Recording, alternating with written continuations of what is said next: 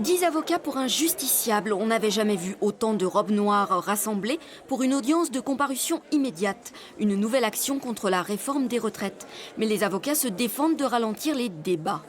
On nous a reproché d'avoir abandonné le banc de la défense. On a même entendu des propos qui pouvaient être difficiles à entendre pour un avocat.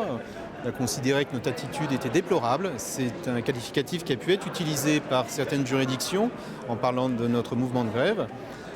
Déplorable, lamentable. Et maintenant, nous serons présents en nombre, en masse, ponctuellement, pour assurer collectivement la défense des plus démunis. Les avocats se lancent donc aujourd'hui dans une nouvelle action de défense massive pour des dossiers déjà renvoyés. Fait rare, c'est le procureur de la République qui est présent pour les débats. Dans un texte lu à l'audience, il a exprimé la position du ministère public. Aujourd'hui, de nouveaux renvois ne me paraissent pas envisageables. Continuer à prononcer des renvois sur renvoi reviendrait à accepter à terme de remettre en liberté une personne à raison d'un mouvement social. L'ancienne bâtonnière de Lyon a pris spontanément la parole à l'audience pour répondre au procureur. La mobilisation est inédite selon elle. Voilà, notre ancienne bâtonnière. En 37 ans de barreau, je n'ai jamais vu une grève qui dure 7 semaines.